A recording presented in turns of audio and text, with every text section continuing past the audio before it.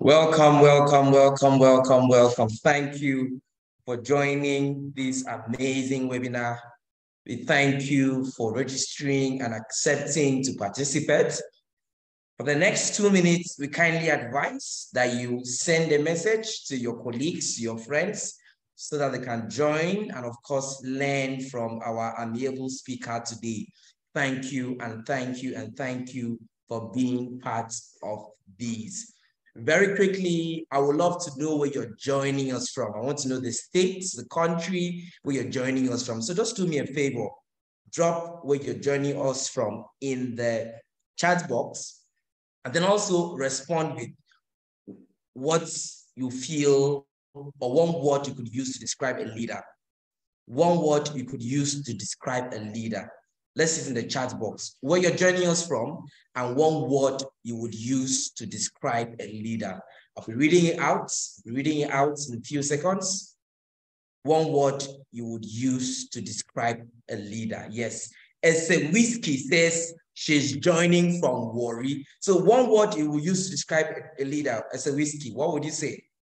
Just where you're joining us from and what amazing, inspiring. I agree with you that every leader should be inspiring. Thank you, Ese Whiskey. I see Elizabeth Williams from Texas. Elizabeth says she's joining from Texas. And of course, I see Peggy, Nigeria, Abuja, a servant's head. Wow, amazing. Inspiring, a servant's head. I agree with you. Elizabeth says a leader, of course, is innovative. Of course, I agree with you. Inspiring, innovative, and a servant's head. For those just joining us, you're welcome to this webinar. We are just asking a few things. The first thing is, where are you joining us from? Where are you joining us from? Which part of the world? And of course, let's know one word you would use to describe a leader. Thank you. Thank you. Distinguished guests, ladies and gentlemen, we'd like to also advise that you share the link to your friends and colleagues so that we can have as many as possible participants who will learn from our speaker. Thank you. In 1 minute, I would commence immediately. In 1 minute. Thank you.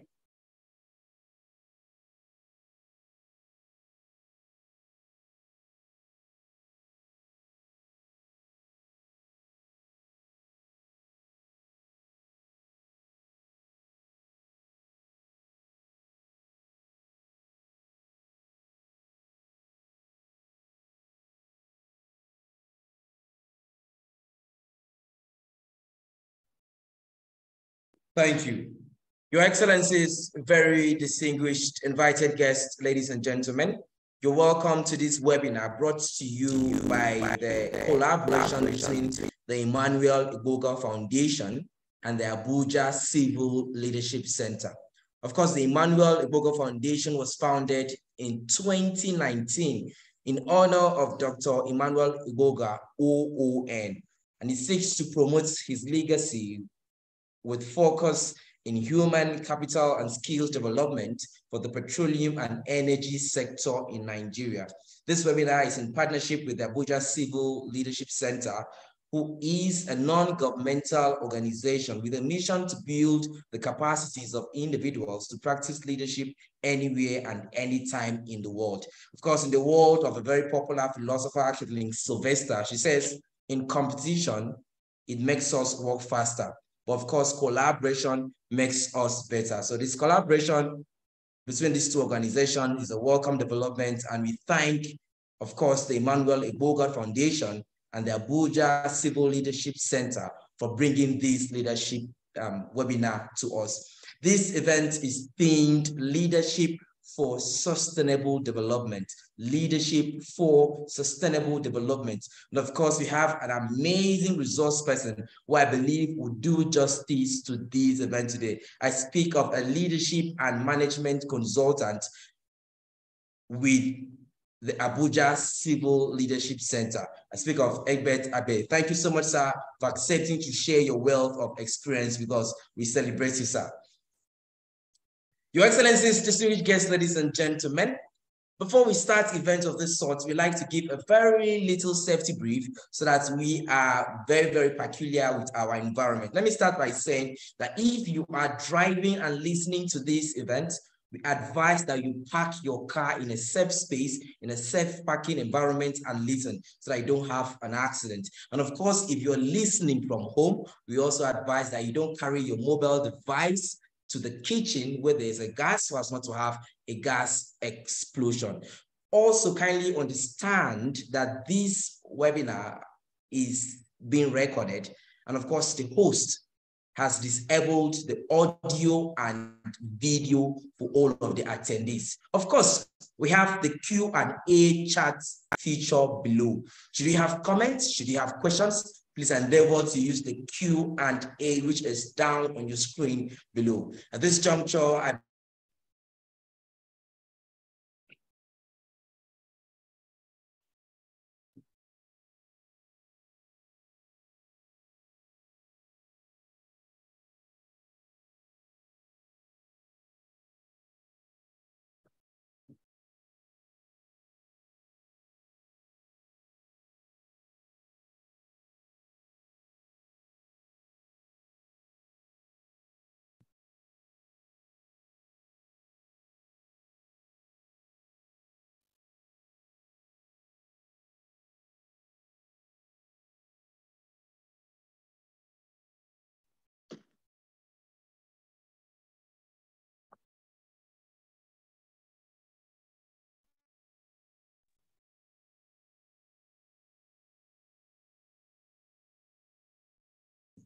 Susan.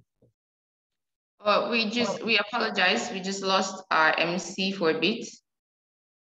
Mr. Akpan, are you back on? Of course. I sincerely apologize for that.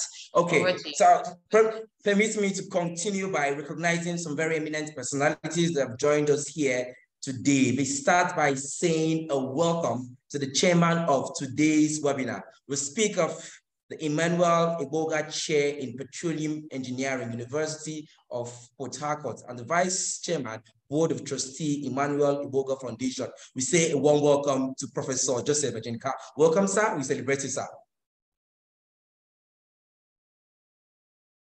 I'd like to hear your voice, sir, if you're hearing me.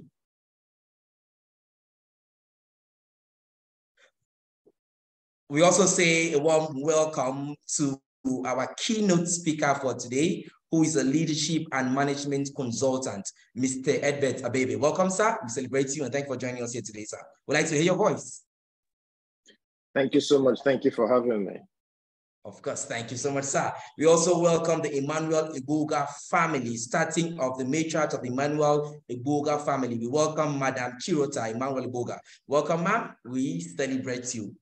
Welcome the Chairman, Board of Trustees of the Emmanuel Egbogah Foundation. We speak of Dr. Emeka Egbogah. Welcome, sir. We also celebrate you. We'd like to say a warm welcome to the Emmanuel Egbogah Foundation team. Speaking of which, welcome the Executive Director of the Emmanuel Egbogah Foundation and the GNPC Petroleum Commons Chair, UCC, Institute for Oil and Gas Study, Ghana. Welcome, Professor Wumi Iledari. Welcome, Prof. We thank you so much, sir, for joining us here today. Of course, we also say a warm welcome to the manager, Emmanuel Egbogah Foundation, of course, the coordinator and the manager of this event. Welcome, Dr. Susan Fubara. Welcome, ma'am. We celebrate you, ma'am. Thank you, Akpan. Welcome, everybody. It's good to have you all on this call. Thank you.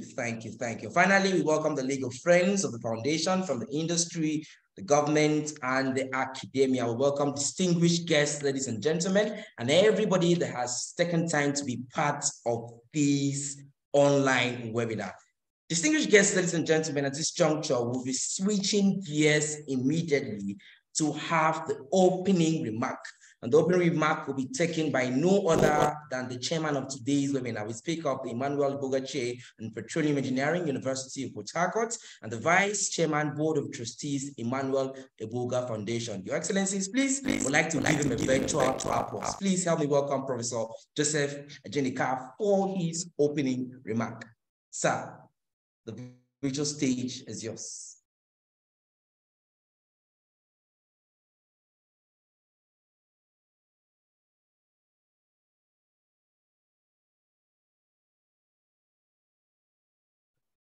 Professor Egbogah will be taking the opening remarks shortly.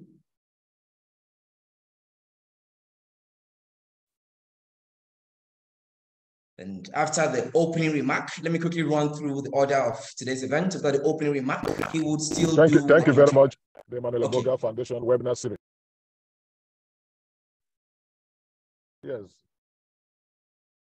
Yes, I was speaking. Okay, go on, sir. Go on, sir. Go on, sir. We are hearing loud and clear. Go on. Okay, we are indeed very grateful to have Ebebe to speak to us on leadership for sustainable development.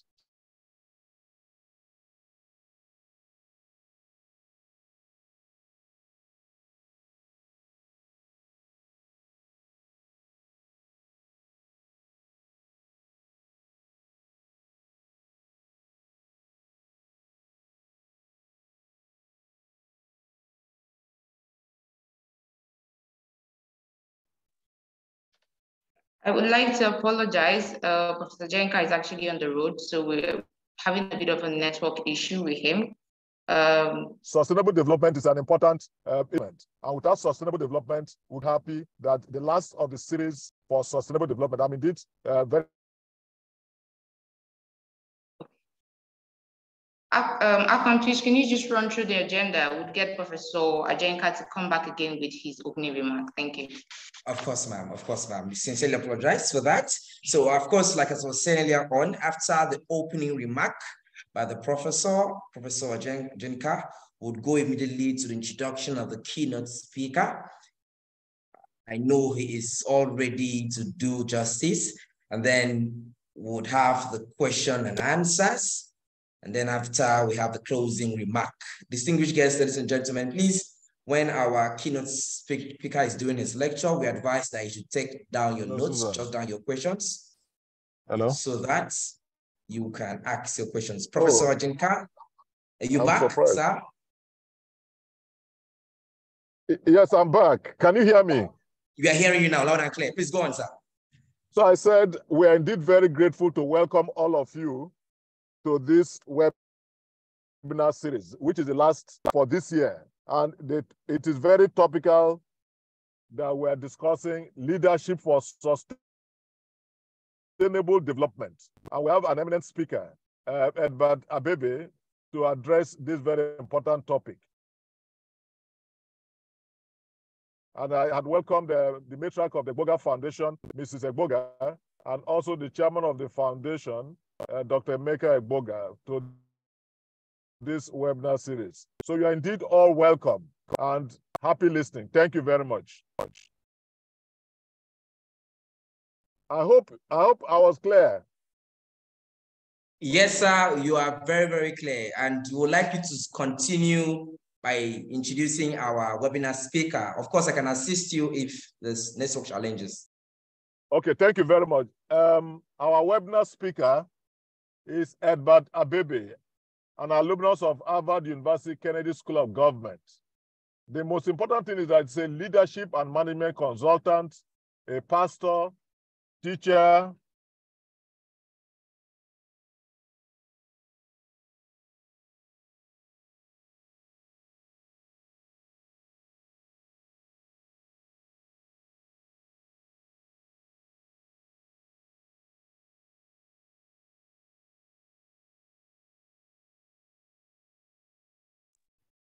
I guess I might have to step in to assist him.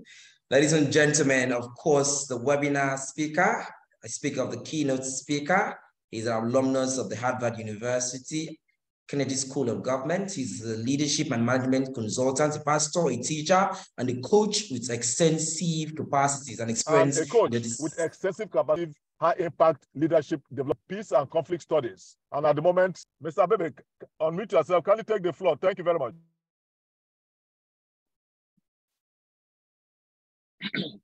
Thank you so much. Thank you so much, Professor Jenka, and everyone who is on the call. Also the very esteemed personalities who are also on this call. I want to say thank you. Time will fail me to mention the names individually, but I guess the chairman of the occasion has done just that. MC, did you hear me?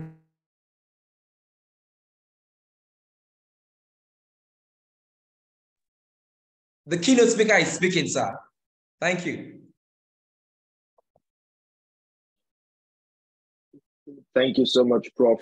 And also acknowledge every dignitary and the personalities also on the call who have joined today to be a part of this lecture. I want to appreciate the Emmanuel Egbogah Foundation and the chairman and everyone behind it, and also thank you for accepting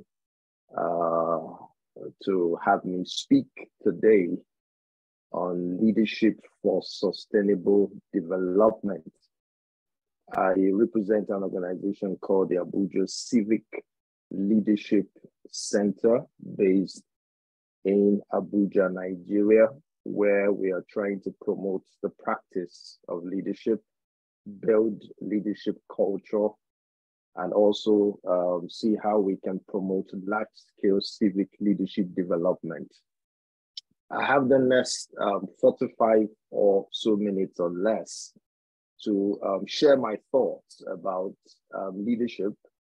The topic is quite an interesting one. And the more I looked at it, the more it seemed there were of so many strings, and how to approach it and also do justice within the limited time. You know, I am still learning how to be brief in my presentations. I tend to be extremely verbose and lengthy, maybe also because we're used to all-day facilitations and trainings. However, in 45 minutes or less, I hope to be able to communicate some of my thoughts on leadership for sustainable development. And I know that I'm talking to scholars, I am talking to professors, and I am not one. So you would let me put a caveat right at the beginning to say that you would pardon me if I ramble a little bit, but I hope I do not. So once again, thank you so much. And I appreciate very much the opportunity to be able to talk to your esteemed guest about this very interesting topic. So I'm going to dive right into it. And at this point, I would like to share my screen very quickly. All right.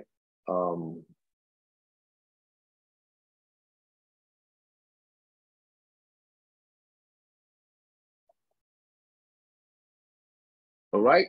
So I hope my background is not too dark for us to appreciate. And my screen has been overwhelmed by the slides and all that. And I don't have the time to deal with that technical issue.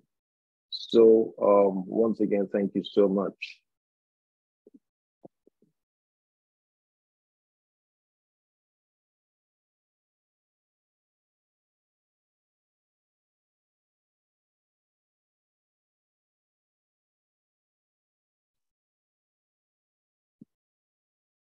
Just a minute.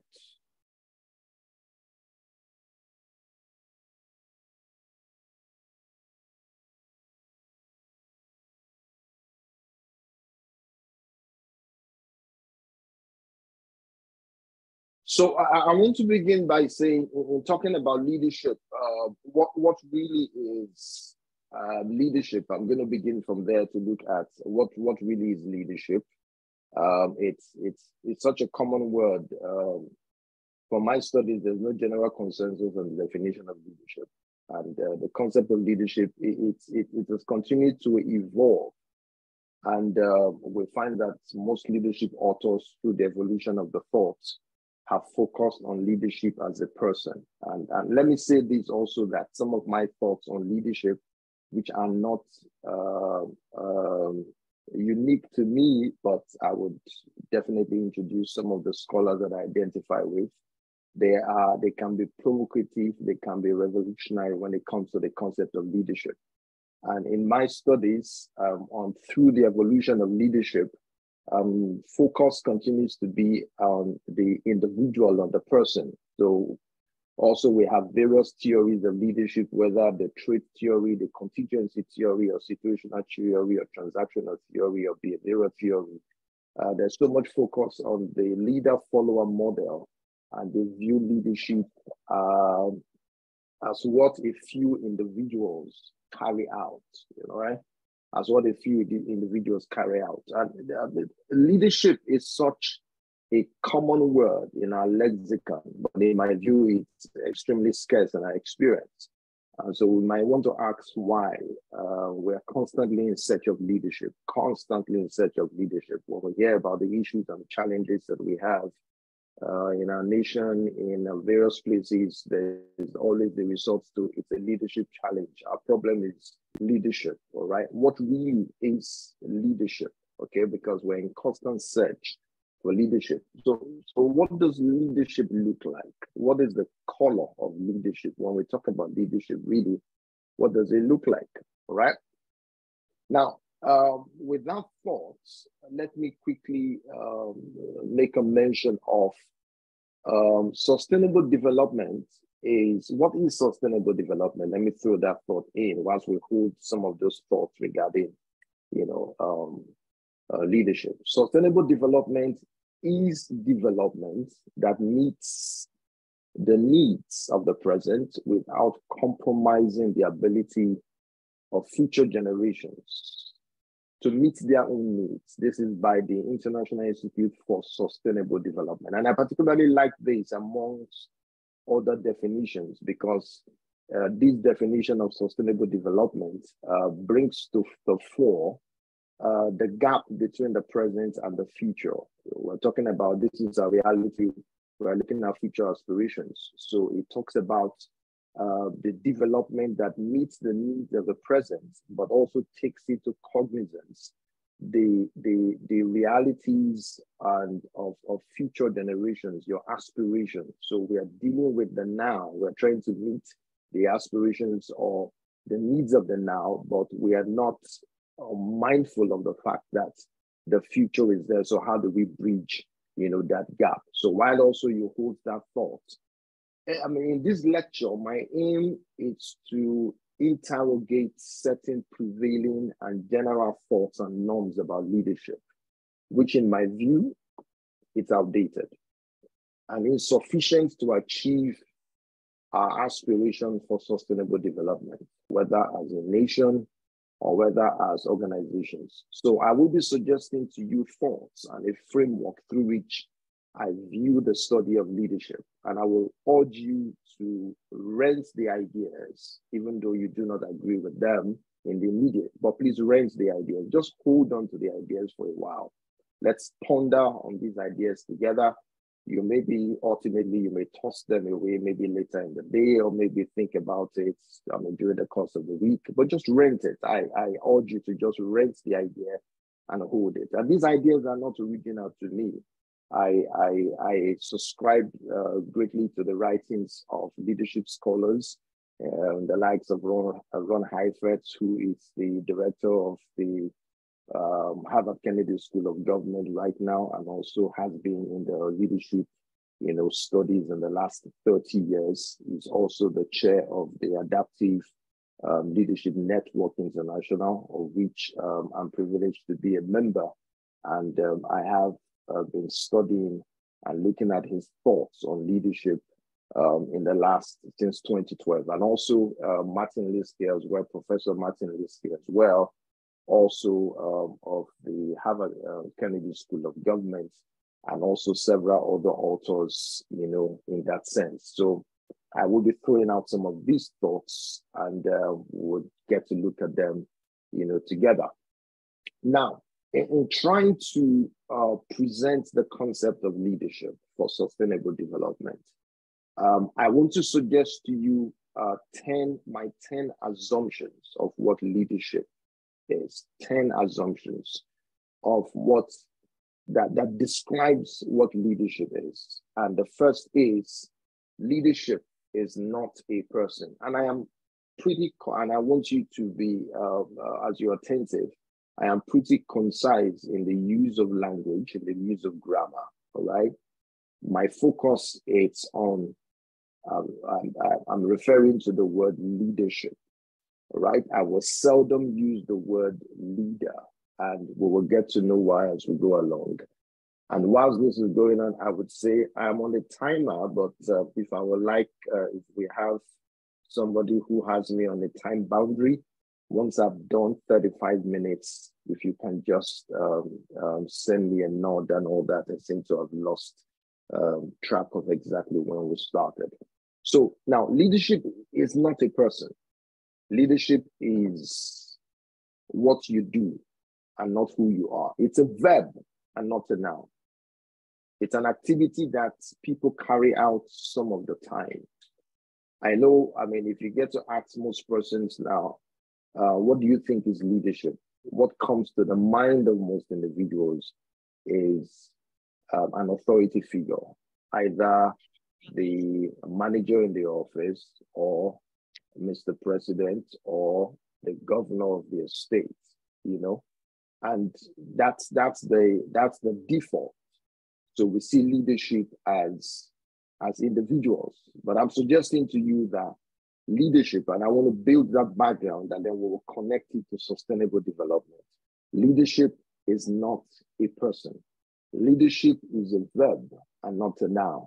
Leadership is what you do and not who you are. The second point, and I would like to suggest to you, in terms of my assumptions of leadership, is that leadership is not a position of being an authority figure. Our manner of speaking oftentimes lends confusion to the subject, because when we talk about leadership has decided, often we are referring to the individuals, all right? We are referring to top management or those in authority positions, all right? But really, we're referring to authority figures and not really leadership. Being the boss is different from leadership. Leadership is not a position of being an authority figure. There are two different things. Being an authority figure is one thing, that is the individual, but leadership is a different thing. And we want to consider the concept of leadership. So the second point I'm making is that leadership is not a position, and leadership is not being an authority figure. There is a difference between the position that Mr. President, all right, the president of the nation, PMB, there's a difference between his position, and there's a difference between the exercise or the practice of leadership. The third point I would like to mention is that in talking about, no, not the third point, but in addition to that, looking at the nature of an authority position, authority and leadership are two different things. And I need us to note that authority and leadership are two different things.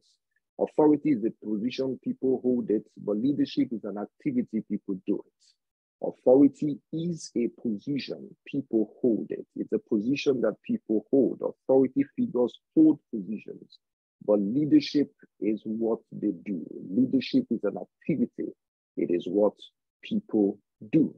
Now, also, continuing from there, authority can also be seen as a contract, Now, what is authority? All right, A, entrust B with power in exchange for service. All right, we're in an election year as a nation. In 2023, we're going into, general election. All right, we are all going to authorize an individual who will serve as. We are all going to authorize an individual who will serve as the President and Commander-in-Chief of the Armed Forces of the Federal Republic of Nigeria. But there's a difference between his authority, and there's a difference also between the practice or the exercise of leadership. Okay, I'm hearing some background noise. There's somebody who is not muted.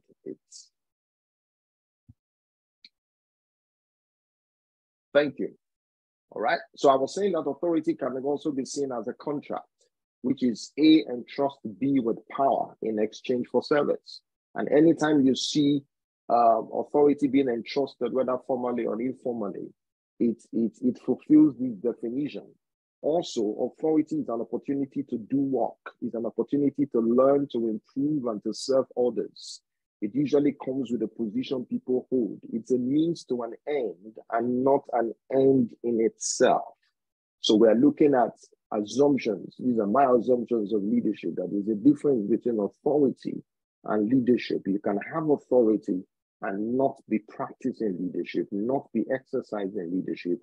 And you can also have authority and practice leadership. But authority and leadership are two different things. And whenever you talk about authority, it's the right to do something. You have been entrusted with it. Whether you would do anything with it is a completely different matter. Okay, whether formal or informal authority, you can see the seal of the Federal Republic of Nigeria, Mr. President, and all that. That represents the authority. You can also see the informal authority there, where you have for the guys who go to the barbers, that is one way of authorizing someone. You came in and you sat down and you authorized him, to render service to you. And at the end of the day, you pay him for it. That's a form of informal authority. Also, when you have individuals who have caregivers, you have people who have, domestic managers, and then you have your mechanic and all that. You took your car there. These are all various examples of the forms of authority. Okay. Also, authority is a tool, just as power, charisma, influence. You see, some people think that influence, people say influence, talent, wealth, all that. These are all tools. They are tools, all right? They do not represent leadership. They are connected to leadership. They are tools that are used, all right? But they do not represent leadership. But these are tools that can be used, whether power, charisma, influence, talent, wealth, being a great communicator. Now we're still talking about having the two tools of leadership. Do not equate with leadership. They assist to carry out the work to be done, which is leadership. They are a means to an end and not an end in itself. Having the tools does not get the work done. Rather, it's how they are used that produces results. Because oftentimes there's a misconception. People think that they equate the tools with leadership. They say it's such a charismatic individual. Really, what does that mean? He's just got tools, all right? He's very bold. He's courageous. Those are tools. How you use those tools will determine whether leadership will be practiced. You can see the tools. You can't have the tools and then just be celebrating. The essence of the tools is to accomplish something, is to create a chair, all right? I'm going somewhere, it's to create a chair. So I'm suggesting to you that there's a difference between having the tools and there's a difference between using the tools in the exercise of leadership. So the third point I want to suggest to you is that you don't require authority to exercise leadership. You don't need it. You can exercise leadership from both an authority position and without having authority. You can practice leadership with or without authority. You can. I know there's so much. You see, authority attracts attention. It does attract attention. People want to hold authority positions. We're in an election where there's so much focus on people getting into positions. They want to have the authority. Who will receive, who will be authorized to occupy positions, all right? But you see, that is one thing. But after you have been authorized to receive, to get into that position and you have received authority, what you do with it, that is where leadership begins from. And that is what we should be concerned about. We should not be celebrating too much when people gain authority positions, but rather we should be prepared for the work of leadership. And you don't require authority to exercise leadership. Everyone can exercise leadership. All right. Now, the fourth is Now, leadership is not limited to a few persons. Everyone can and should exercise leadership. It's not limited to a few, right? The previous concept that we have had about leadership is the fact that only a few persons, and that started with the trait theory, all right, that history is created and made by great men, all right? And trust me, they didn't even consider women. It's created. History is made by the activities of great men, all right? They have certain traits. But that has evolved now. And now we are talking about leadership that is not limited to a few persons. I mean, we have too many challenges and problems in our world today, you know, to relegate leadership or the practice of leadership to just a few persons. The challenges we face today in a dynamic and a changing world requires distributed leadership. We need distributed leadership to be able to achieve it. So leadership is not limited to a few persons. Everyone and all should exercise leadership. I have a few friends, I mean, they just came out with a wonderful book, which would, be distributed in January. And I love the title, so I couldn't resist the temptation, but to put it out here. One of the organizations that I'm related with, which is the Kansas Leadership Center. And the title of the book is When Everyone Leads, the Toughest Challenges Get Seen and Solved. And I agree with it. When everyone leads, everyone can lead, everyone can practice leadership, everyone can exercise leadership, all right? The toughest challenges get seen and taught and solved. We're talking about distributed leadership. We are talking about everyone having a skin in the game, not just Mr. President or the cabinet members or a few individuals or the manager in the office, but when everybody understands that they have a part to play, that they can exercise leadership, and that leadership can even be exercised in the home. That's where it begins from. Then we'll begin to make some progress. Right? Number 5, leadership is the practice. Leadership is a practice. And I want to emphasize this. We talk about the practice of leadership. And some of the facilitations that I do typically will title them practice leadership. It's a practice. It's what you do. All right, it is not who you are. We need to have people practicing the exercise of leadership. Focus should be on exercising leadership, not being a leader or an authority figure. Focus, and I repeat, should be on exercising leadership, not being a leader or an authority figure. When I tell people that I work with a civic leadership center, or I started a leadership center, and typically they will say to me that, okay, so you people are, the work you are doing is that you are training or you are building people to become leaders. I said, no, that is not it. We are promoting the practice of leadership which begins now. Everyone can exercise leadership. Not building people to occupy authority positions tomorrow or in the future. No, that's not the goal.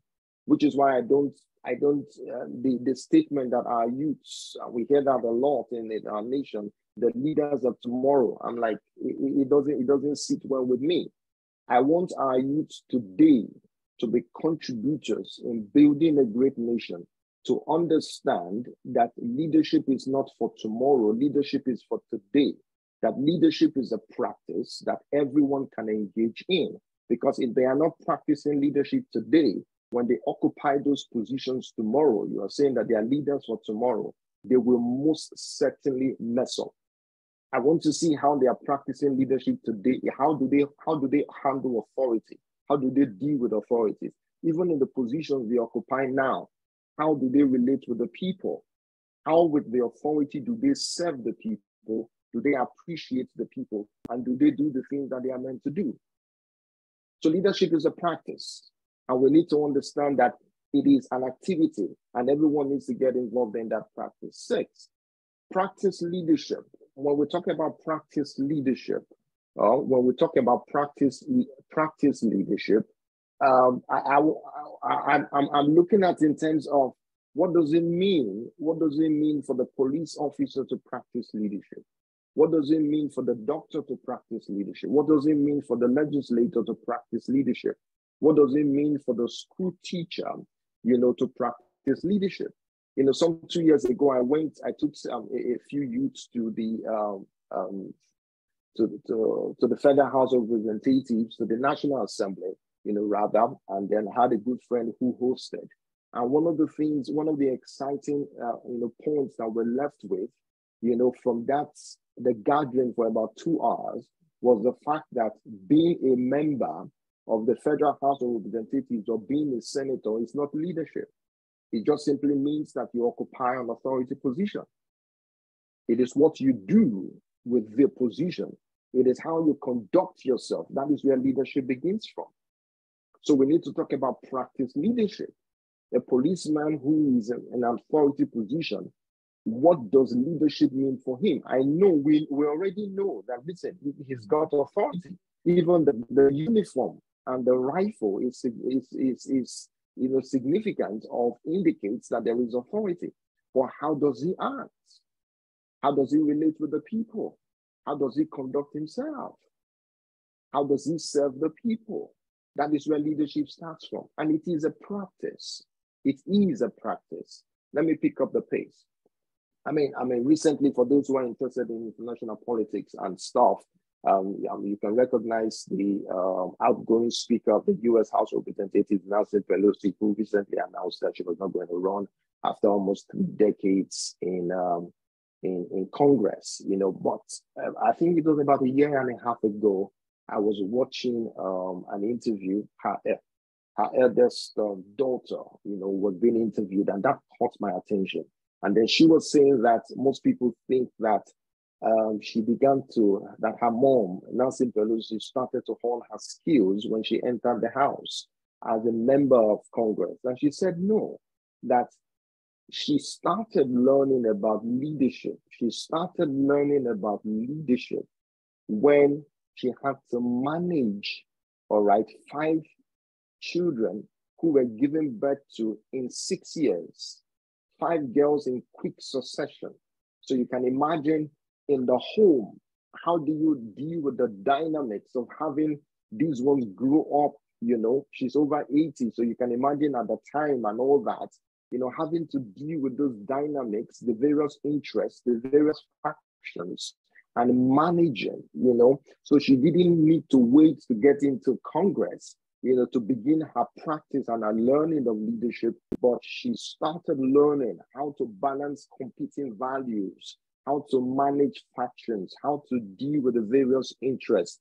And when she mentioned that, I said, I completely agreed with that, you know. So I brought this to say that leadership is a practice, and we need to identify, you know, what this practice means for everyone. We need to get our youths, we need to get everybody involved in the practice of leadership. Number 6, opportunities to exercise leadership comes to us daily. The question is, are you going to, even this morning, all right, to members of the audience, the opportunity to practice leadership came to you. For some persons, that opportunity came while you were in the home. For some individuals, it was while your son or your daughter was talking to you, or your staff in the office was relating to you. The opportunity to exercise leadership came. The question is, did you recognize it? Did you see it? And did you take advantage of it? Because oftentimes we have this heroic, you know, status about what leadership means, you know, which is the downside of thinking that, leadership has to do with certain individuals, only a few individuals. Until now, that's the default mindset that most people have. When you talk about leadership, they look at those at the top. They look at the big boss behind the chair. They look at the person who is sitting as the manager. They look at Mr. President. And what that simply means is that we majority absorb themselves on responsibilities, you know, in building a great society, in building a great organization, in contributing their whole life. All right. Meanwhile, some individuals do not know that asking relevant questions, asking powerful questions can become a very effective leadership activity. So the opportunity to exercise leadership comes to us daily. The question is, are we going to take advantage of it? All right. 7, leadership can be hard and risky. All right. No one exercises leadership all the time. You can't know. You really can't do it. You can't practice leadership all the time. You know, that is why there is much work avoidance and little progress. okay? Because when you begin to look at leadership, the practice of leadership from the micro to the macro level, you see that really no one gets to. Why we teach and we talk about leadership is that we want to be able to increase the odds that when the opportunity comes, or in your practice of leadership, you will more often than not exercise leadership within that context, within the circumstance, than not exercise leadership. But it's a practice, and we get better at it. You can learn it, you can get better at it. But it can be hard. Some individuals have been taken out in the process of trying to practice and exercise leadership, within the political sphere, missteps in how, and it can be pretty difficult, and we see that all the time, as in, Nelson Mandela exercised leadership on the question of unity in the Rainbow Nation. And one way he did it was to be able to tell Black South Africans what they needed to hear, not what they wanted to hear. And that can be difficult. That can be difficult. We see it in our own nation, where people are not able to speak to issues and speak to the context, and speak to a constituency what they need to hear and not what they want to hear. So you have people who just speak. They play to the gallery. It's called work avoidance, complete work avoidance, not defining what is the work of leadership, and we will get to look at it. But in that sense, when it came to the issue of unifying the country, Madiba, you will say exercise leadership. However, in some other context, when it came to the land issue, it was not that successful. All right, quick. So, number 8, leadership begins with you and must involve others. Leadership begins with you. You can't do it all alone. It's a practice. It begins with you, and there must involve others. And so, for anyone who is just joining, we're talking about our viewpoint and our thoughts of what leadership is. And number 9, it's not leadership if we are not making progress on our most important challenges. Leadership must be connected to problem solving. Everything rises and falls on leadership. We can't talk about leadership if we are not making progress on our daunting challenges. That is the concept of leadership. We cannot talk about leadership without looking at it in terms of what are the challenges we are facing. What are the issues we are dealing with? What kind of sustainable development do we need in our various, in our nation, in our various spaces, and how do we make progress on these challenges? How do we bring about sustainability? And if leadership is not dealing with those issues, then it is really, really not leadership. And I've tried to say that leadership is not about position. Leadership is not about authority. There's so much focus on it. So much attention that is given to authority and positions, and we see it all around in our country, but that is really not what leadership is, and that should not be the focus. And we need to redefine what leadership is and put the emphasis where it should be. And then number 10, leadership can be taught and also can be learned and studied. And I have a passion for this, and also in terms of, when it comes about teaching, and also the study of leadership. Okay, let's make some progress. Now, I move over to part 2, the work of leadership, the work of leadership. Now the framework and how I like us to look at, leadership in this context as we make progress is, and I want you to consider the unit of analysis of leadership, not as authority. What I'm suggesting to you is that we need to look at leadership not as in analyzing leadership. Let's detach it from authority, and let's detach it from personal characteristics. Let's detach it from power, detach it from charisma, detach it from any quality you can think about. And I want us to connect it to work or making progress on collective problems or challenges. So when we think about leadership, when we say leadership for sustainable development, let our means of analyzing it, let it be based on work. I don't think really that you can talk about leadership at the macro level without making progress on collective challenges and problems. And we need to redefine it. We need to redefine what that means. What that means. This is not about hierarchy. No, I'm not talking about hierarchy. All right? That's in the realm of authority positions. I'm not talking about the qualities of leadership. I'm not talking about authority. Let the unit of analyzing leadership be based on work. How are we making progress on the collective challenges that we have? How, as a nation, are we moving from a mono economy to an economy that is diversified? How are we being adaptive, in understanding the times and the seasons that we are in? Okay, all right. Now, you see, the challenge has to define the craft. The challenge has to define the craft. Whilst it's important to consider the abilities and tools of the leadership practice, but that won't suffice. Those are tools, remember. They are bucket of tools. The tools are there. But to achieve sustainable development, to be able to close that gap between our present and the future aspiration, our present reality and the future that we want to get to, we need to anchor our approach to leadership on the work to be done. What is the work to be done? Because in reality, there is no exhaustive bucket of tools. It doesn't exist. And COVID, I think, taught us that COVID was something that we had not experienced before. The last time it happened was over 100 years ago. So most individuals did not have within their repertoire, the skills and the tools to deal with it. So they have to look within to say, how do we adapt and how do we adjust to it?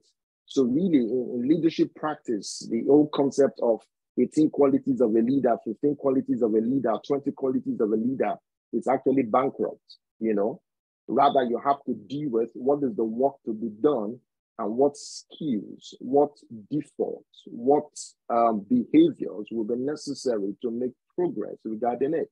Because sometimes issues will come up where the ideas and also the tools are not readily available. And so you will need to sit back and see how do we build it to be able to make progress, right? Now, I want you also to think of leadership as carpentry, all right? A metaphor for it will be, think of leadership as carpentry. The tools of carpentry don't define carpentry. They don't define it, they're just tools. But the work of building something, either a chair or a table or a house, that is what defines it. You can't say you have tools of carpentry and then you begin to celebrate. You begin to rejoice, which unfortunately is what we see oftentimes, that somebody is appointed into a position, somebody is given an authority position, and then this entire village comes together, and then they begin to celebrate. They begin to, oh, he has now occupied the position. I know it's because of the benefits and whatever they would, but you look at the irony of it. He's just been given a tool. He's been given an opportunity. He's been given something that he can use, to make progress, to get things done. But that is not the work of leadership.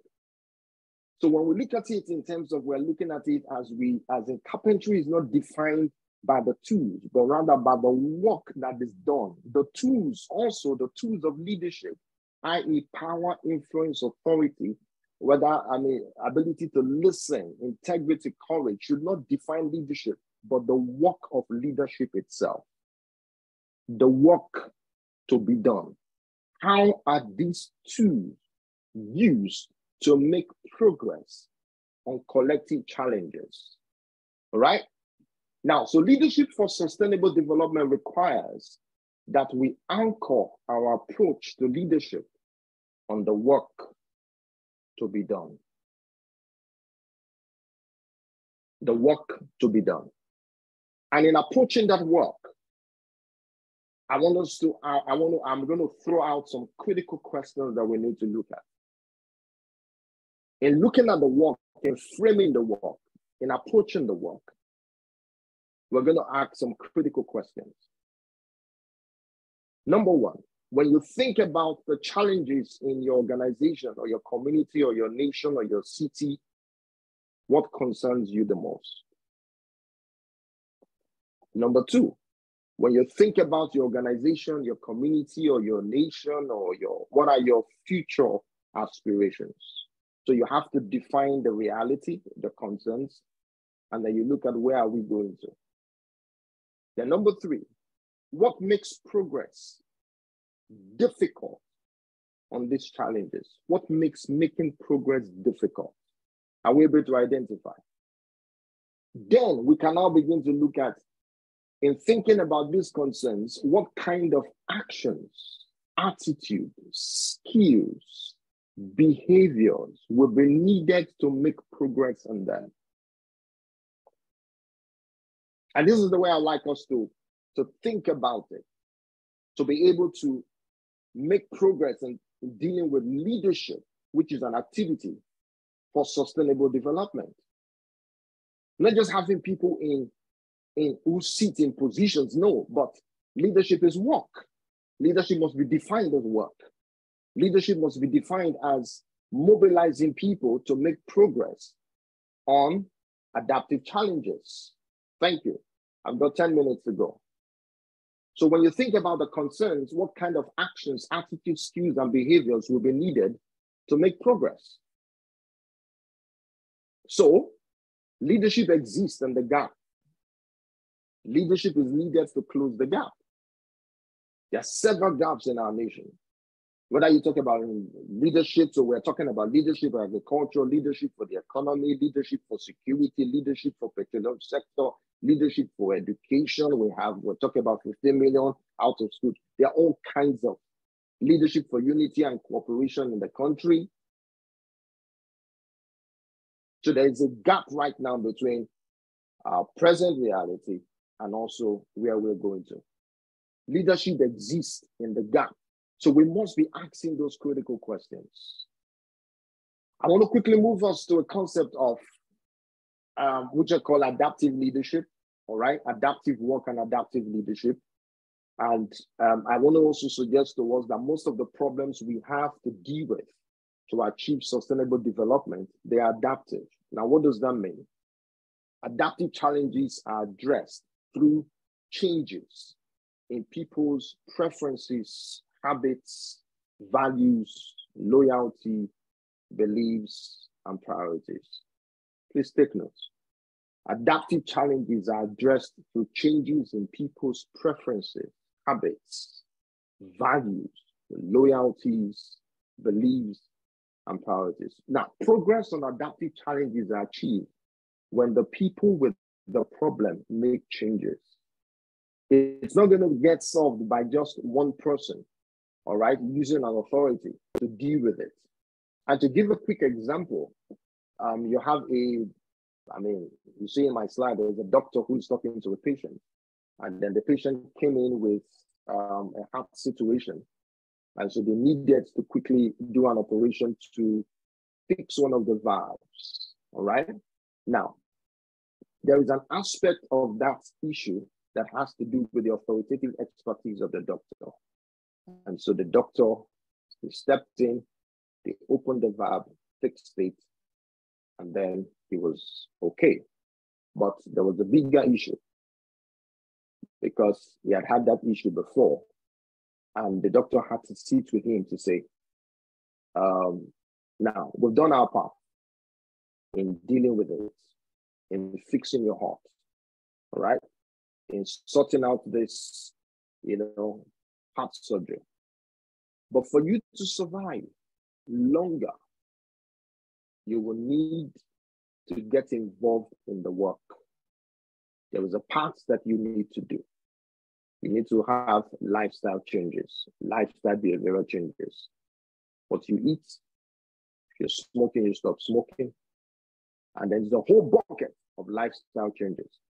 Now, it gives a picture of what we talk about adaptive challenges and also where adaptive leadership is involved, where the people with the problem will be willing to make adjustments to make progress. So, one of the authors talked about, when you talk about problems, that there are two kinds of problems comes to us in two ways. There is the technical problems and also the adaptive problems. And they say the technical problems with authoritative expertise, you can deal with it, all right? You can deal with it with authority, just authority. And there are some issues that you can deal with just with authority, but most of the challenges we face, they come bundled in both technical and adaptive. For example, I don't think corruption in Nigeria is just a technical issue. I don't think it's something you can just deal with by authority. You say EFCC is arrest and prosecute. No, there's a much more adaptive aspect of it where people need to be mobilized to change their habits, their preferences, their values, their loyalties, where a lot really does need to change. And we see that in the kind of dynamic world that we are in a multicultural, multi-diverse country, multi-religious country like Nigeria. You definitely see a whole lot of that, where progress on adaptive challenges are achieved when the people with the challenges decide to make adjustments. All right, and then we have I have a slide there that distinguishes between technical and adaptive work. One is clear, one requires learning, and then one expert or authority, the other stakeholders, and then one is timeline is as soon as possible, and the other is longer. Since I have a few minutes, I will just speak of the pace. Now, a classic error that most authority figures face is that they treat adaptive challenges as if they were technical problems. And that's why we have a whole lot of challenges in our nation, where we treat it, we see it as in one individual, one size fits all. No, there has to be stakeholder involvement and looking at different factions, coming together, to deal with those issues and also to make progress regarding it. All right. 10 properties of an adaptive challenge. You see that the challenge consists, there's a gap between the aspirations and the reality, demanding responses outside of what an authority figure has got. There is also the adaptive work to narrow that gap requires difficult learnings. Some of that requires learning. You have to sit back and say, we don't understand this issue. Let's learn about it. Sometimes, the authority figures, they get so full of themselves and they deceive themselves thinking that they have all the solutions to it. No, we live in a world now where to achieve sustainable development, there has to be that level of collaboration where we are bringing stakeholder involvement to ensure that ideas are coming in from different ends as to how we deal with this issue, whether that issue of security, whether issue of unity, whether issue of making progress on the various things that we need to do. Now, the learning involves distinguishing what's precious and essential from also what's expendable, all right? Now, it will involve losses, because we have to learn to refashion our loyalties and also develop new competencies as well. Okay, and then also adaptive work is value loading, is also conservative as well as progressive. The people with the problem, must be willing also to find the solution as well, to be involved, to have the skin in the game, all right? And then also adaptive work requires a longer term frame than the technical work. And also sometimes it can be experimental. We are not so sure of how do we, but we have to be willing to take steps and then also make adjustments, as well. Now, 4 leadership competencies that would be important to build to ensure sustainable development as we go along. 4 of them, all right? I'm just going to quickly highlight them. 4 leadership competencies. 1, we have to learn to diagnose effectively, because when the diagnosis is wrong, the prescription will be wrong. Then we have to learn to do effective diagnosis, explore tough interpretations, and distinguish between technical and adaptive challenges. Number 2, you have to learn how to manage self, know your strengths, your vulnerabilities, and your triggers. You have to learn to choose among competing values, because oftentimes the individual becomes a challenge to the progress that is being made. All right, these are 4 broad competencies that need to be developed for us to make progress. Now, number 3, we also have to learn to energize others. Engage unusual voices. Don't just listen to the people who are aligned with your thoughts, the people who are, these are the yes men people. No, you have to learn to walk across factions, speak to loss. There's a common saying that people do not like change. It's really not change. That's not completely true. What people do not like is the loss that comes with the change. But if people know that this change will be good for them, they would embrace it. All right. So you have to learn to speak to the loss that people will encounter. And sometimes there will be losses, but you need individuals who will learn, build the capacity to speak to the loss, also learn to inspire collective purpose, and also create a trustworthy process. And number 4, we have to build the capacity to be able to intervene skillfully, make conscious choices, learn to give the work back. Not every part of the work resides with the authority figure or the person we call the leader. Everyone has a responsibility. So learn to create an environment where people can own it, where people can get involved, where also people can contribute, to the things that need to be done. Thrive Nigeria. I'm going to wrap up with this. We're talking about a nation where over 200 million people, 3rd largest youth population after India and China, diverse, multicultural, ethnic, over 250 ethnic groups with over 500 languages, unique blend of about the only nation, I don't know, I stand corrected, about the only nation with almost an equal divide between 2 major faiths and religion, all right?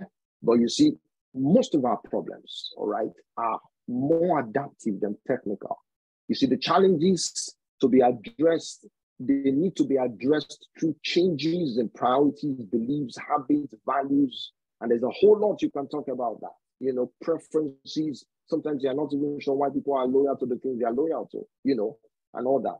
Progress will require more than authoritative expertise. I'm sure even Mr. President, being there for 7 years has come to see that, listen, not everything can be by authority. You don't lead. You can't have effective leadership like that. You have to learn to mobilize people, move across the various factions, meet them where they are. On the issues you're talking about, even in dealing with the issue of security, to have sustainable development in the country, these are competencies and skills that our authority figures have to learn.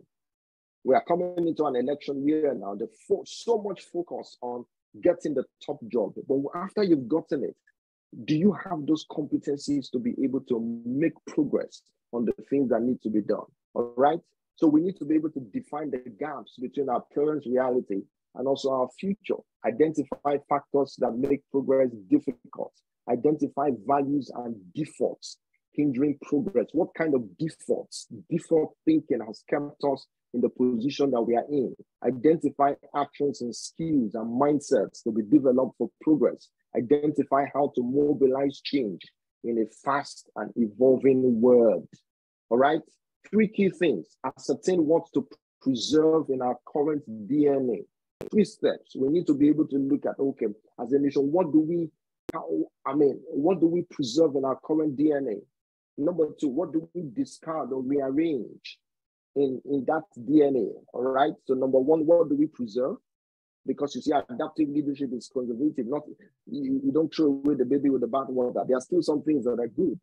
There are still some things that we can retain. So what do we preserve? What do we discard? What do we rearrange? Then what don't we have that we need to intentionally cultivate and develop in our new national DNA? We need to build a leadership practice, all right? That's a leadership that builds functional capacity, not dependency. Because what we've seen is a leadership that is constantly, everything has to do with dependency. But leadership generates leadership, really, and not followership. We need to build a leadership that builds capacity.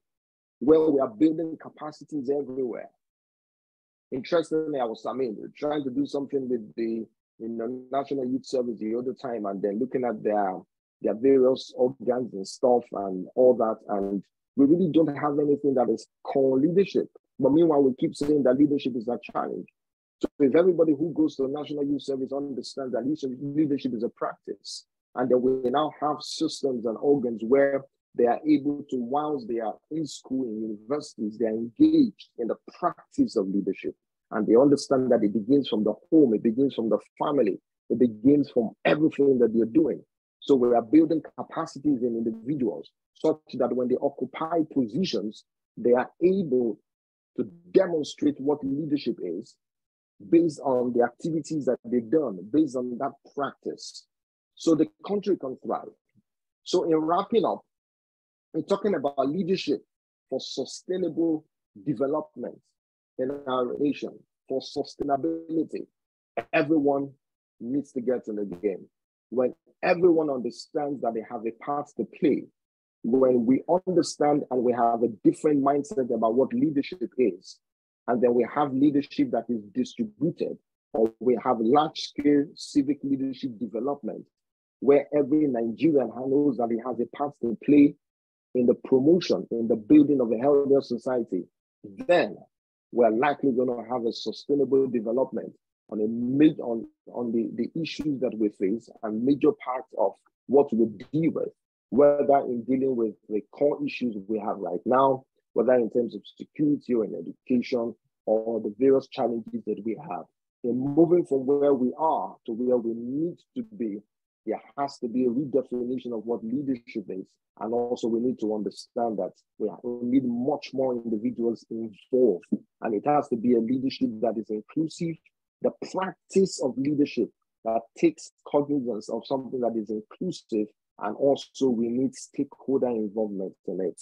At this point, I would like to just pause, and I think that I'm sure that my 10 minutes time boundary has expired. Thank you very much. I will yield the floor back. Thank you so much to our amazing lecturer for this amazing lecture. I want to see some virtual applause on the comment section if you really enjoyed the lecture. It's quite surprising that we don't have any questions, but I picked 10 assumptions. The speaker spoke of so many things. A few of the 10 assumptions include that leadership is a verb, that it is not a position or an authority figure, that you don't require authority to exclude leadership. And of course, leadership is not limited to few people. We also learned that leadership is an opportunity to solve problems, and it begins with you, and it must involve you. And then the last and the most key point, which I picked from the assumptions, is that leadership must involve making progress. If you're not making progress, then of course, we are not speaking about leadership. Thank you so much, sir, for that amazing lecture. We don't have questions, so probably we would give a few people, a few participants the opportunity to give remarks. And after that, we can move ahead to the closing part of this webinar. So let's start by giving Professor Chidi Ibe. I've seen him on call. Professor Chidi Ibe, a very, very good, I've seen the comments, brilliant expose. Please, sir, I would like to have you unmute yourself and probably give a few remarks on this lecture. Professor Chidi Ibe, thank you.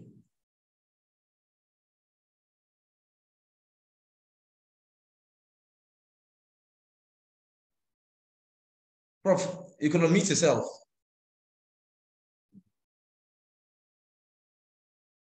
And if you'd like to speak, just raise your hands up. After Prof, you can give just 2 people the opportunity to speak. If you'd like to have a remark. Prof, please go ahead.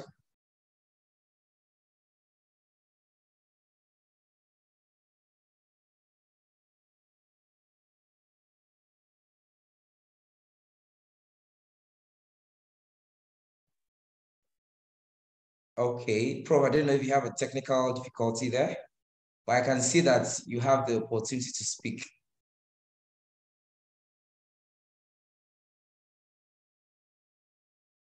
Okay.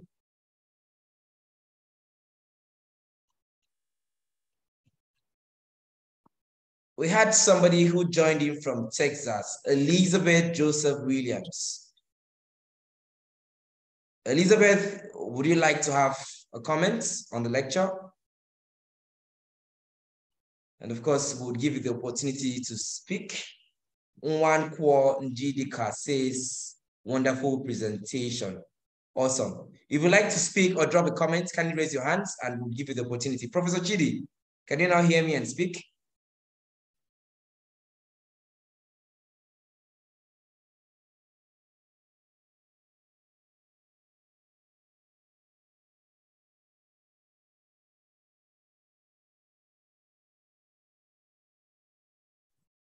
Okay, I also see Professor Babs Oyeneyin on call. Professor Babs, welcome, welcome. Welcome. Oh, sorry about that, Prof. Chidi. Your mic is not functioning. Sorry about that. Professor Babs, would like to have a comment from you before we round up the event. I see a hand, somebody's hand is up. Edward Bristol. Okay, Edward Bristol, let's hear you.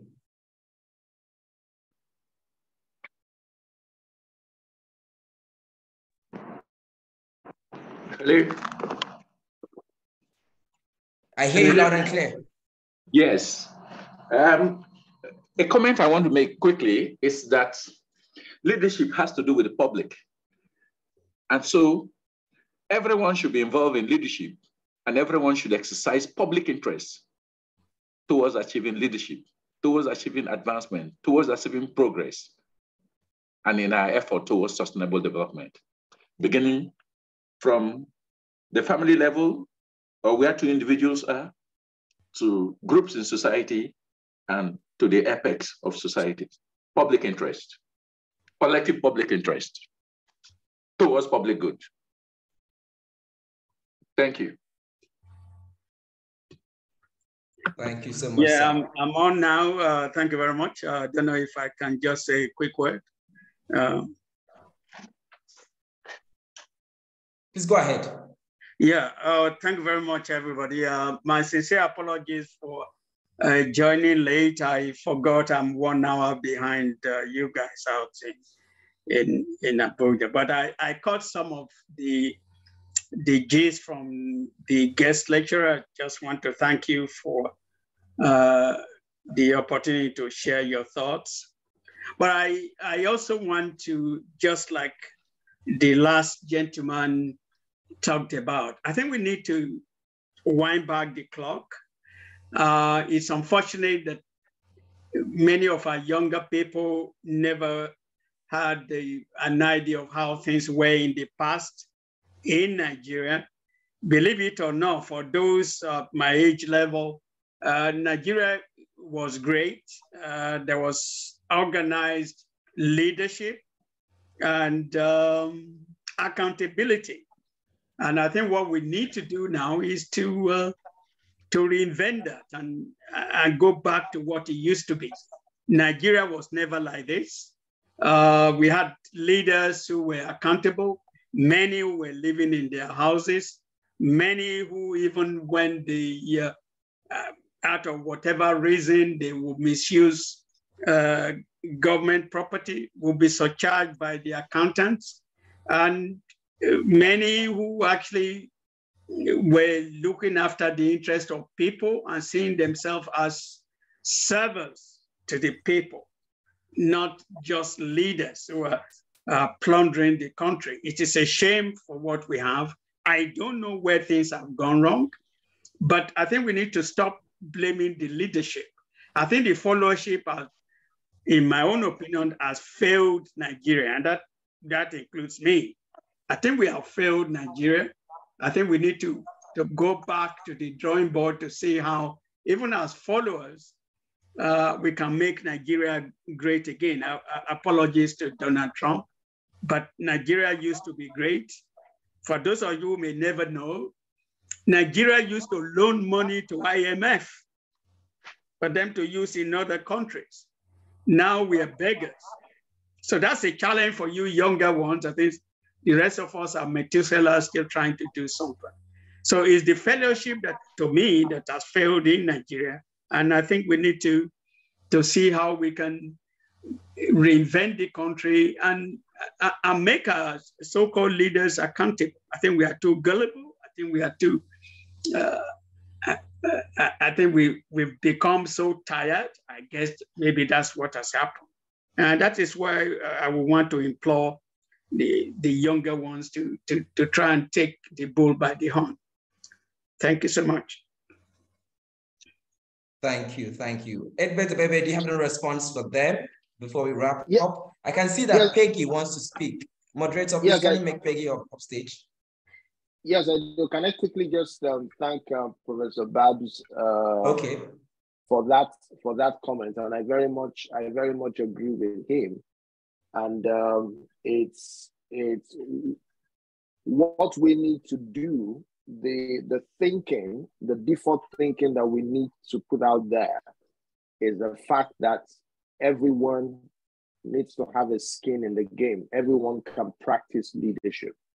You know, like I think it was either my third or my fourth assumption, which is the practice of leadership cannot be limited to a few persons. And I think that's part of what has brought us to where we are, where we arrogate leadership to a few persons. You know, not everybody can become an authority figure, but everyone can practice leadership. Not everyone can occupy an authority position, but everyone can exercise and practice leadership. And we need to get more persons practicing leadership, which includes the group that Prof has referred to as followers. You understand? Even though I don't subscribe so much to the leader-follower model, you know, of leadership, because I think leadership generates leadership and not followership. Okay, we need to be able to get many more persons who understand what that means, which is why those critical questions are important. We need to be able to define. I mean, Prof said something, and I agree, and I've heard that a lot in a lot of my facilitations and settings, particularly from elder statesmen. You know, that Nigeria used to be, you understand, but it's important to ask, how did we get here? And these are some of the things that we need to deal with. What are some of the values and the defaults that brought us to where we are now? And we will deal with that when we are able to ask critical questions in the diagnostic stage to say, what are our concerns right now? What are our aspirations? Where do we want to get to? What are those values and defaults that brought us here, or is making it challenging for us to make progress? Then when we can now begin to define those capacities, you know, those qualities that we need now, you know, to develop in the youths of today and get them practicing leadership so that the future can be guaranteed. All right?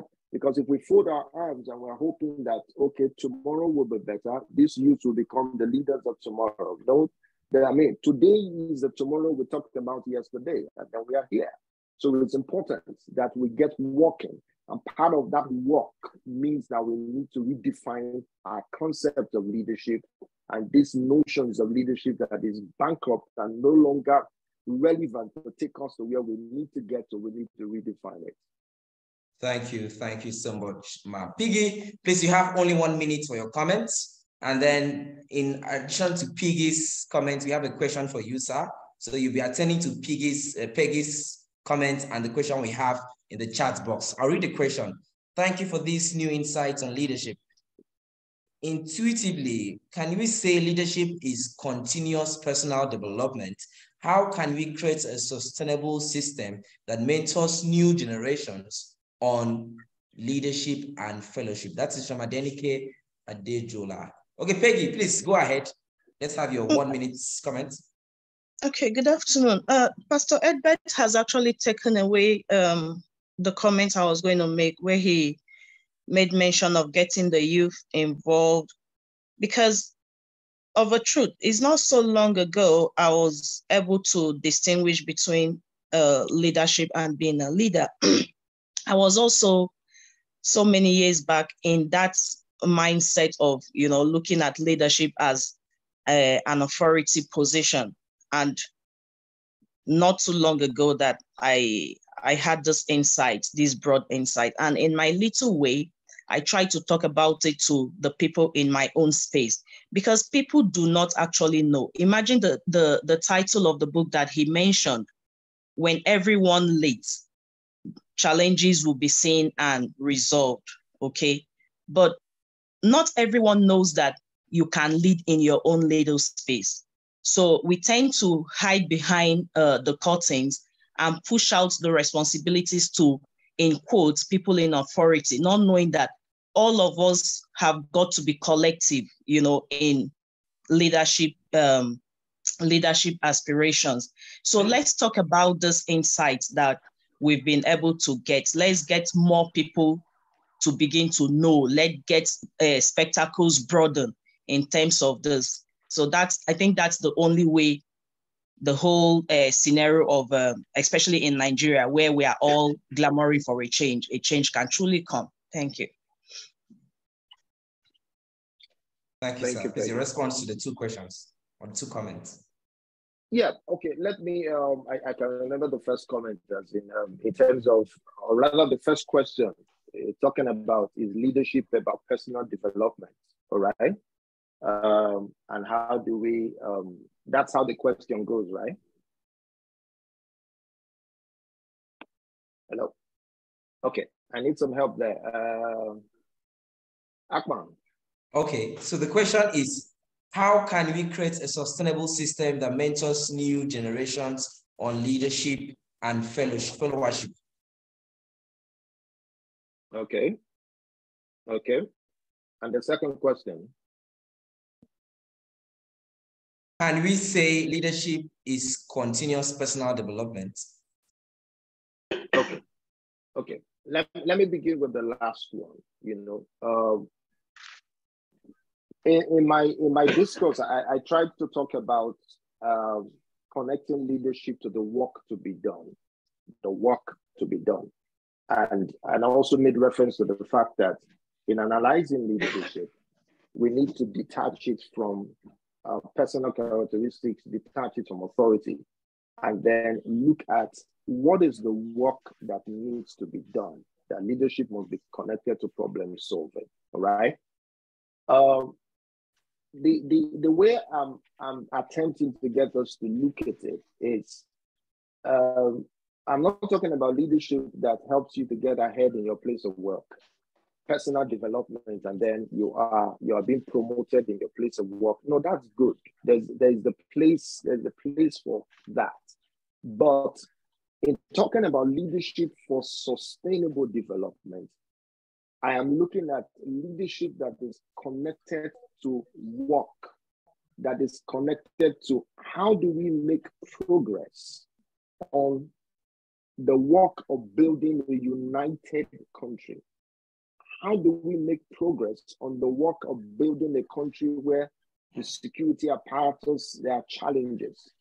How do we make progress on the education issue, all right?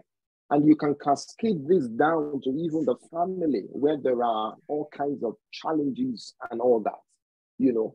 So in that sense, we are able to see leadership or the practice of leadership, not just in building qualities, you know, but rather in dealing with challenging issues. One of the ways I look at or I define leadership is the ability to mobilize people to solve difficult challenges. And we have a bucket of them in Nigeria, from the micro to the macro level. So we need to begin to look at leadership in that sense. Otherwise, we will not get to the future that we want to get to. There will be no sustainable development. So that when people sit down, even at students in university or people in different places, we are looking at how do we make progress on these issues? The guy in the north, the guy in the east, you know, such a divided country.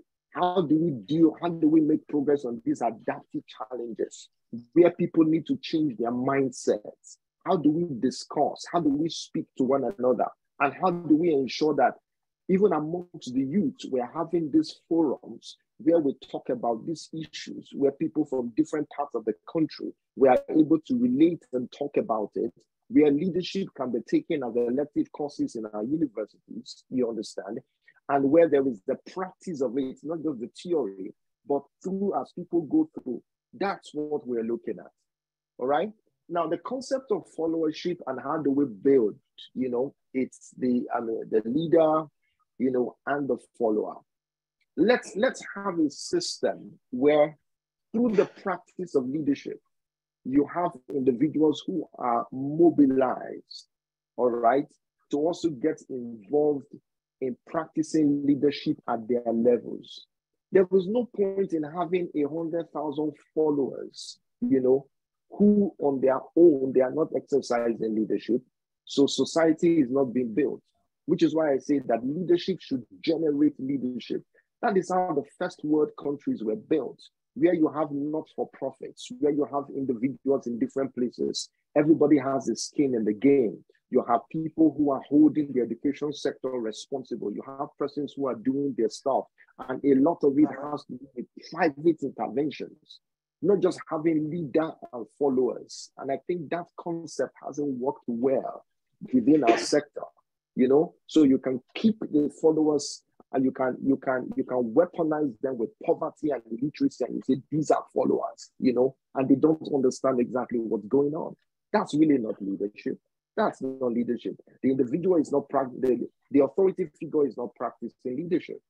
So we need a leadership that is making progress on the challenges that we have. We need leadership where people are able to interrogate issues. Right? I don't know if that Thank you, sir.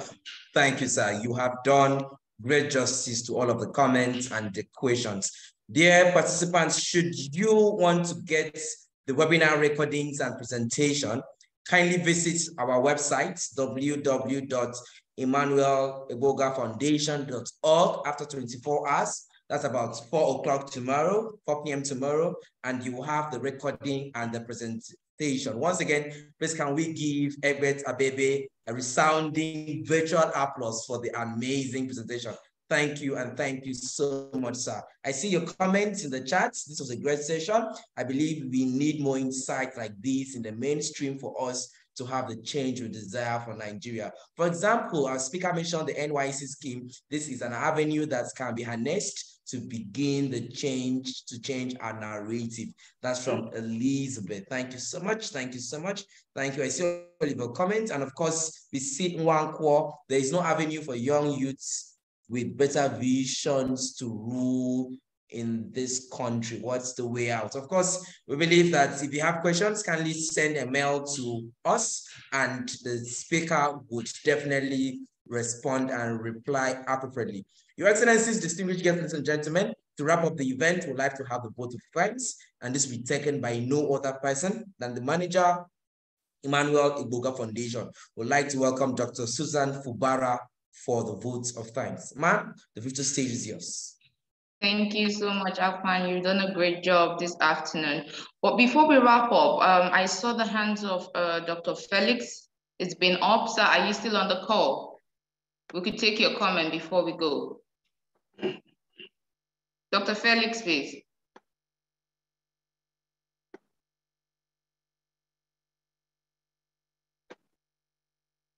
Okay. Thank you. Can you hear me? Okay, yes, we can hear you, sir. Well, thank you. I mean, you're almost done, but I just want to appreciate the presentation and the discourse on leadership. Without taking so much time, what I wanted to add is that from an engineering science perspective, I see leadership as a vector. Without, you know, regardless of what you want to achieve, leadership must have quantity and direction. And I was hoping to see how do we catalyze the Nigerian leadership issues. If you don't have a consensus of the direction and the quantum of activity attached to that direction, you will just go in a vicious circle. I just wanted to say that approaching leadership will require a lot of energy at different levels to be able to bring people into a direction. Because if you don't put people on a better cause for them to pursue, leadership will just become an art, and it may not really necessarily produce what you have in mind. I just wanted to add that to the discourse. Thank you. Thank you so much, sir. Pastor Egbert, do you have a response to that? No, I quite agree with Doc, and that is really one of is a major adaptive challenge that we have in our country. How do you mobilize people and bring them within that productive zone where, I mean, you can see the divisions in the country. So you need to be able to get them, bring them to that path, walk across factions, because there are all kinds of factions. There are people who think once you come up with a policy, the guy from the East thinks that it catches him at the wrong foot. The guy from the North thinks, for example, to just mention an issue of restructuring, it means different things to different parts of the country. So it takes leadership to be able to mobilize the various parts, because in achieving sustainable development on that issue of having to restructure, for example, you need an authority figure who's got the competence to be able to say, can we come together and work on this and work on this? And how do we build together? How do we give it direction? How do we work towards our future? All right. There will be losses involved. However, the future will be better for every one of us. So those are the issues that we're talking about. And unfortunately, that's been largely, that's the work of leadership that unfortunately most persons are not even ready to engage in. It's the work avoidance we're talking about, because there's too much focus on the positions, and really the work of leadership is left undone. Thank you so much, sir, for that insight. And at this point, I am just going to use this opportunity to thank you for accepting our invitation to come share your wealth of knowledge on our platform on this subject matter. And I must confess, you've been able to dissect the topic, and you've left us enlightened and with some food for thought that we're going to take back home and go think about and start reconsidering and how our various positions are all our places in wherever we are positioned, how we're supposed to function and how we are supposed to start doing, and not just focus majorly on the position and being figurehead. So thank you for coming on our platform and sharing with us. It's been a great time having you here. Thank you so much. I would also like to thank Akpan. You did a great job anchoring this section. Thank you so much for also coming on board. Let me not fail to recognize my bosses, or for some reason they had other engagement. They are not online here, but they would definitely see this video. In order to keep my job, let me recognize Professor Joseph Ajenka and Professor Wumi Iledari. Thank you for agreeing with me that we needed to hear this particular conversation, how relevant it is in this current climate. So thank you so much, sirs. I will also thank the Egbogah family, in as much as they are not also online. Thank you for giving us the opportunity to continuously promote the legacy of Dr. Emmanuel Egbogah. And to our participants and our League of Friends, we refer to you as our League of Friends and Families of the Foundation. Thank you for always accepting our invitation and attending our event. So I would, at this point, wish you an early Merry Christmas and a Happy New Year. We hope to see you in the new year 2023, attending all our events. So thank you so much again, once again, and see you next year. Thank you. Thank you. Thank you, Dr. Susan. Thank you, everybody. Of course, the event comes to an end. However, the conversation on sustainable leadership development continues. Thank you and bye for now. Thanks, bye. Bye.